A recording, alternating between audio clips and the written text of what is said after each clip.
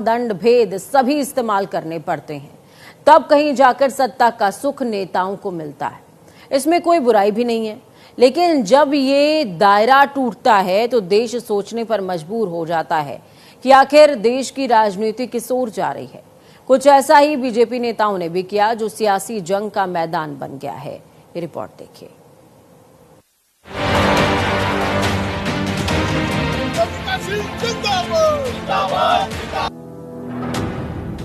पूरा देश जानता है कि इस बार ऑपरेशन सिंदूर के तहत देश के जाबाज जवानों ने जो किया है वह हर कसौटी पर खरा उतरने वाला कारनामा है। देश के बहादुर जवानों ने न सिर्फ पाकिस्तान को धूल चटाई है, बल्कि दुनिया के सामने हिंदुस्तान की साख भी बढ़ाई है। सही मायने में देखा जाए तो ऑपरेशन सिंदूर में जवानों ने ऐसा कोई मौका नहीं छोड़ा जिसको लेकर सवाल किया जा सके या फिर उन पर उंगली उठाई जा सके। लेकिन बीजेपी के नेता प्रधानमंत्री नरेंद्र मोदी की तारीफ करते हुए भूल गए कि वो जिन शब्दों का इस्तेमाल कर उनका गुणगान करने की कोशिश कर रहे हैं, वो शब्द सेना के शौर्य पर आघात कर रहे हैं। इन्होंने हमारी बेटियों के सिंदूर उजाड़े थे, वही कटे पिटे लोगों को हमने उन्हीं की बहन भेज करके उनकी ऐसी की तैसी करवाई। एक बार मोदी जी के लिए जोरदार ताली बजाएं।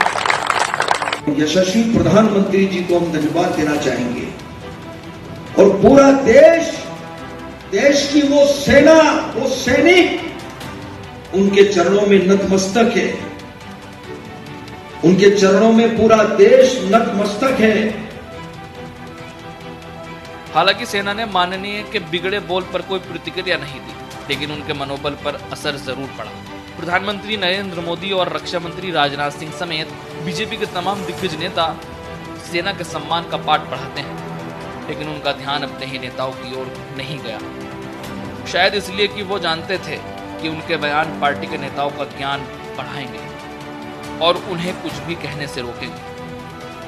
लेकिन ऐसा नहीं हुआ। बीजेपी और जगदीश देवड़ा के बयानों ने बता दिया कि बीजेपी का आलाकमान गलत सोचता है।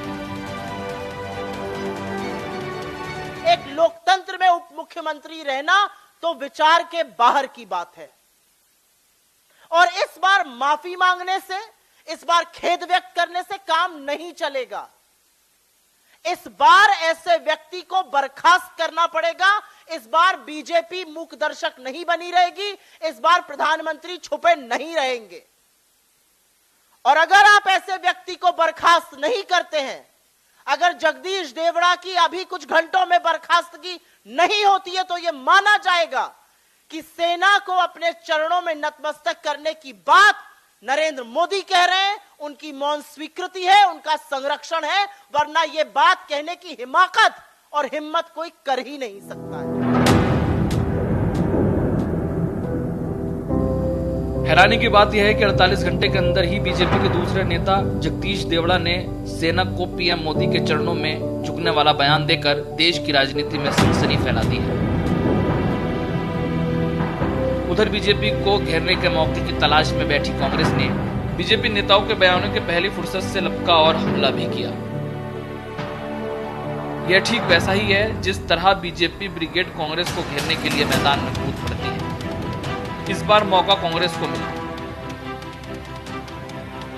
और बीजेपी के ही मध्य प्रदेश के मंत्री विजय शाह ने इस देश की सबसे होनहार, सबसे वीर, सबसे बहादुर सैनिक बेटी सोफिया कुरैशी के बारे में जो कहा वो आपने सुना।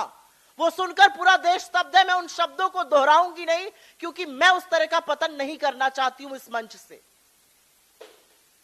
और बीजेपी ने इस आदमी के खिलाफ भी कोई कार्रवाई नहीं की, कोई अनुशासनात्मक कार्रवाई नहीं की गई। बीजेपी और मध्य प्रदेश की सरकार और दिल्ली की केंद्र सरकार हाथ पर हाथ धरे बैठी रही, जब तक कि जबलपुर हाईकोर्ट ने निर्देश नहीं दिया कि एफआईआर हो। और एफआईआर भी बिल्कुल अनमने ढंग से बिना प्रॉपर चार्जेस लगाई की गई, और उसका कच्चा चिट्ठा आज कल हाईकोर्ट की सुनवाई के दौरान बयां हो चुका है। क्योंकि पूरी की पूरी पार्टी और सारी सरकार, केंद्र की भी और मध्य प्रदेश की भी, विजय शाह को बचाने में जुटी हुई थी। अब वो जगदीश देवड़ा को बचाने में जुट जाएगी।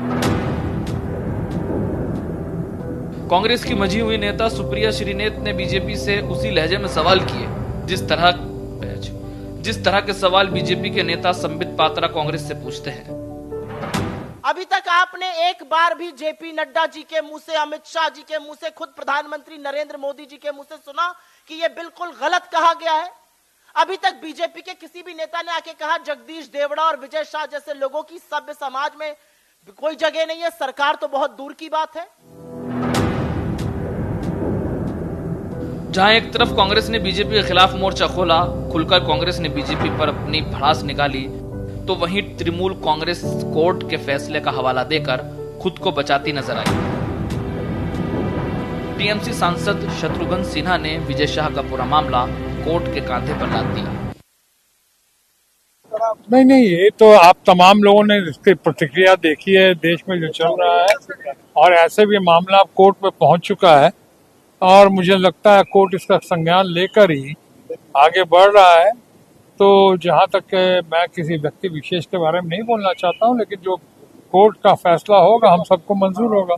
सुप्रीम कोर्ट में विजय शाह के द्वारा एक पिटीशन फाइल की गई थी, जिसमें डॉक्टर जया ठाकुर के द्वारा कैवियट फाइल की थी उस पिटीशन का विरोध करने के लिए।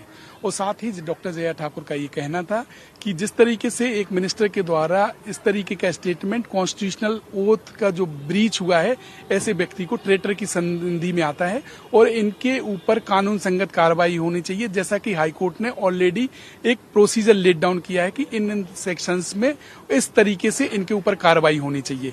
परंतु जो मध्य प्रदेश के डीजीपी हैं, उन्होंने हाईकोर्ट के डायरेक्शन के हिसाब से एक्ट नहीं किया। दूसरे दिन हाईकोर्ट ने फिर कहा कि आपने जो जिस तरीके के एफआईआर किया है ये सस्टेन नहीं कर पाएगा एफआईआर, इसलिए इन्वेस्टिगेशन जो भी होगी उसको भी हम मॉनिटरिंग करेंगे। इन सब बिंदुओं को लेकर सुप्रीम कोर्ट में उनके वकील के द्वारा टाइम लिया है कि हम उस ऑर्डर को भी चैलेंज करना चाहते हैं। पर हम लोगों का इसमें ये कहना है कि विजय शाह के द्वारा जो स्टेटमेंट दिया गया है ये कॉन्स्टिट्यूशनल ब्रीच है, ये ओथ का ब्रीच है। ऐसे व्यक्ति के ऊपर सेडिशन की कार्रवाई होनी चाहिए और ऐसे व्यक्ति की जगह मंत्रालय नहीं है, इनकी जगह जेल में है। राजधानी लखनऊ में जनता दर्शन का आयोजन किया गया। सीएम योगी आदित्यनाथ ने लोगों की समस्याएं विस्तार से सुनी हैं और